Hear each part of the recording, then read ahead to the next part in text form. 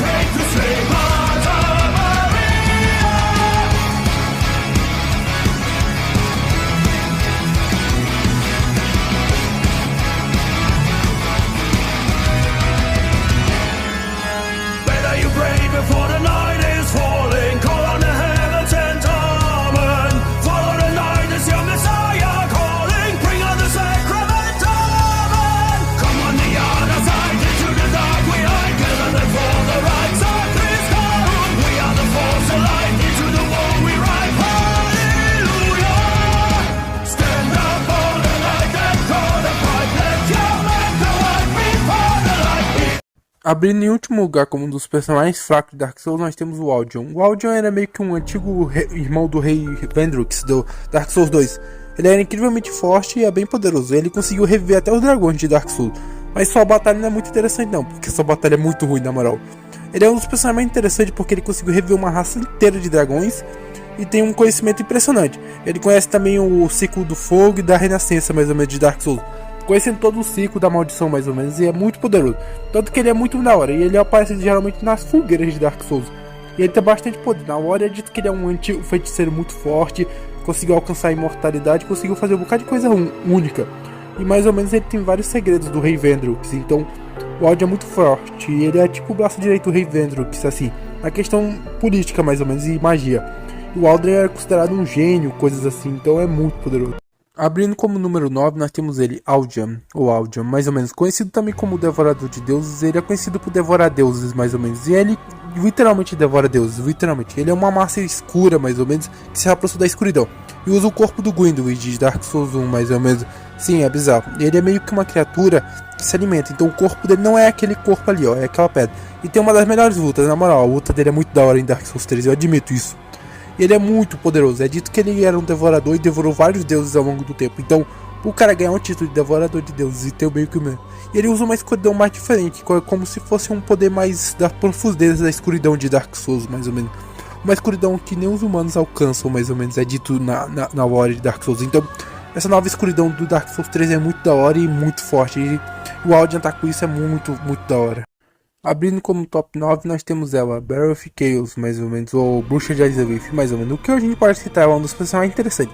Ela é muito conhecida por ter criado as Pyromancias de Dark Souls, mais ou menos. Ela também é muito conhecida por ter pseudamente queimado e lutou na Grande Guerra dos Dragões de Dark Souls, mais ou menos. Ou na Primeira Guerra de Dark Souls, mais ou menos, que é tipo a Guerra contra os Dragões, é muito louca. Ela criou uma parte das magias de Dark Souls, mais ou menos, magias envolvendo fogos, mais ou menos. Ela também foi uma das criadoras dos demônios, mais ou menos, tentando recriar a chama de Dark Souls mesmo. Ela sem dúvida é uma das pessoas mais fortes da lore, sem dúvida. A única coisa que ofusca ela é a luta dela quando ela tá na forma Barrow of Chaos, que é muito ruim, na moral, é a pior luta de Dark Souls, mais ou menos, aquela luta é muito chata, não valeu a pena, na moral. Devia ser uma luta mais divertida, mas não contando com a luta, na moral, na lore ela é muito poderosa e é considerada uma das pessoas mais fortes de Dark Souls, mais ou menos. Em número 7 nós temos o grande guerreiro Artorias, ou Artorias do Abismo, mais ou menos. O Artorias foi o líder, mais ou menos, dos guerreiros de Gwyn, dos cavaleiros de Gwyn, e é considerado o cavaleiro mais forte. Tanto que na era atual de na lore, é próprio afirmado que ele era o segundo mais forte além do Gwyn, mais ou menos naquela era, mais ou menos. Mesmo tendo grandes personagens muito fortes, Artorias é conhecido como o grande cavaleiro de todos. E até é lembrado na história, tanto que até em Dark Souls 3, os Abismo Orcs se inspiraram nele, mais ou menos. O Artorias é dito como o maior dos heróis, e não seria triste ele não tá aqui, mano. O Artorias é incrivelmente forte, absurdo, velocidade, e ele é praticamente, a inspiração dele foi o Guts de Berserk, só pra ter uma ideia, o bicho é forte. O Artorias tem uma das melhores boss fight, o bicho é forte, e mesmo quando o nosso Undead enfrenta ele no passado, ele tá fraco, então, sem dúvida, o Artorias merece aqui, ele tá muito forte e é muito poderoso, muito mesmo. Em número 6 nós temos o pai da escuridão, Manus, mais ou menos, não consigo dizer o nome direito. Ele é meio que a criatura criada da escuridão, mais ou menos. Existem lendas afirmando que ele talvez seja o pigmeu furtivo, mas nós não sabemos ao certo. O Manus é o pai do abismo de Dark Souls, sem dúvida é um dos personagens mais fortes. Ele desceu o cacete no Artorias, mais ou menos, e ele é a própria reencarnação da escuridão, mais ou menos. Culpa tudo de escuridão possível, existente assim. Ele foi meio que o estopim da escuridão, mais ou menos. E ele é o pai da escuridão. Tanto que em Dark Souls 3 tem as filhas dele que a gente enfrenta, mais ou menos. E é muito problemático. Ele é considerado um dos maiores guerreiros de Dark Souls, mais ou menos. Não um guerreiro, mas uma das maiores criaturas assustadoras, mais ou menos. Ele é um monstro incrivelmente forte que se alimenta da escuridão. Mais ou menos, a própria escuridão deixa ele mais forte, mais ou menos. E ele é ocupado por toda a forma da escuridão. Em outras palavras, ele é meio que um dos receptáculos da escuridão de Dark Souls. Número 5 nós temos o Rei Vendrux. O Rei Vendrux é um dos personagens mais interessantes da lore de Dark Souls, mais ou menos. Ele é dito como o grande rei de Dark Souls, mais ou menos, e é uma das reencarnações do grande Gwyn de Dark Souls 1, mais ou menos. Ele é dito como um dos seres mais fortes de todos, e quando a gente encontra ele, não está em seu auge, mas era dito que ele era tão forte quanto absurdo.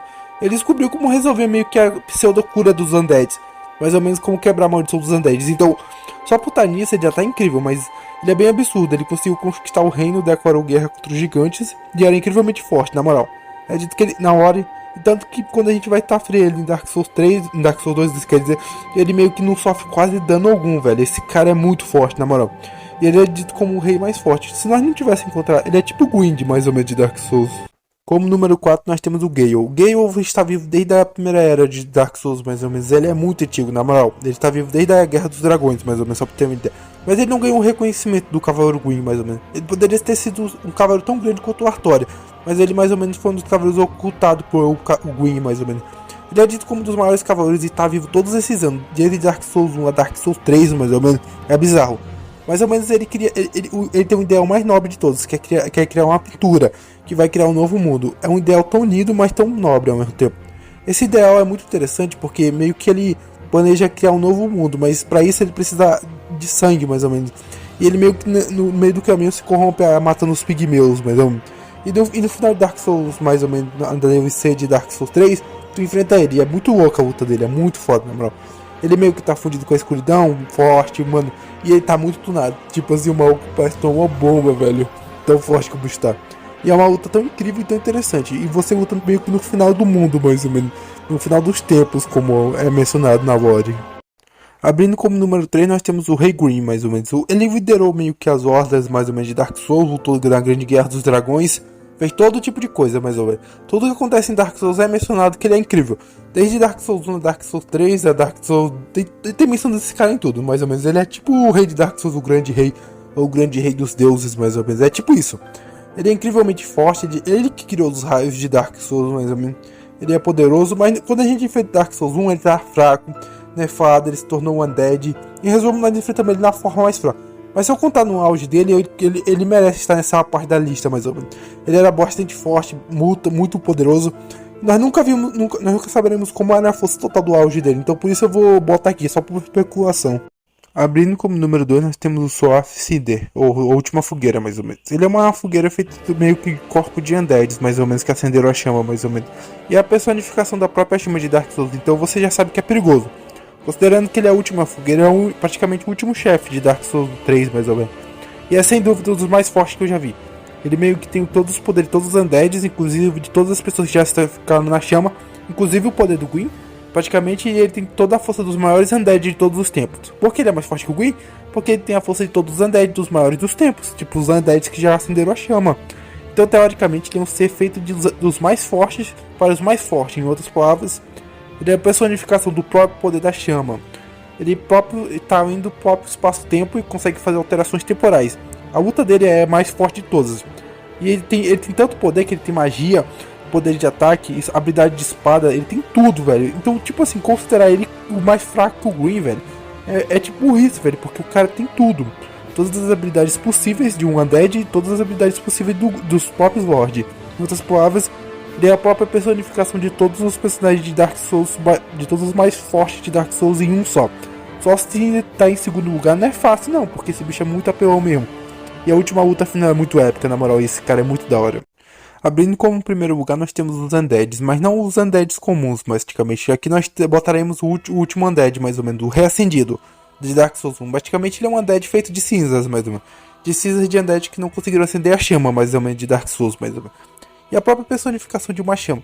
Em outras palavras, ele é um Undead que é a evolução do Undead. Eu vou colocar o de Soul Cinder porque ele é o mais forte Undead que já tivemos. Os Undeads em Dark Souls eles têm bastante habilidade, como magias, a piromancia, praticamente o poder dos milagres e vice-versa. Mas o Soul Cinder ele é um Undead que está além dos Undead. Praticamente ele é uma evolução natural dos Undead. Um Undead que é feito de milhares de Undead juntos, praticamente. Ele é uma evolução natural, por isso que ele é uma cinza, praticamente. Ele não é mais nem um Undead. Ele chegou a um ponto que o poder dele é absurdo. Ele é tipo uma evolução, ele é mais rápido, mais forte que os Undead, porque a escuridão ficou mais forte e ele teve que ficar mais forte. Mas o que torna absurdo é que ele devorou almas de bastantes lords ao longo da sua jornada e ficou muito forte. No final de Dark Souls, praticamente, quando ele tá meio que fazendo o último negócio, acendendo a chama, praticamente ele tem um poder de milhões de almas, e quando ele mata o Soul Cinder, ele se completa. Em outras palavras, quando ele matou o Soul Cinder, ele se tornou a coisa mais forte do universo de Dark Souls, praticamente. Ele tinha todo o poder da escolha, praticamente. Ele era o último ser mais forte do universo. Em outras palavras, ele tinha todo o poder possível que um Undead poderia alcançar em todo o seu auge. E mais ainda, praticamente... E também tinha DLC também, que ele pode ter pegado o poder extra. Então, praticamente, ele tava no auge de tudo possível.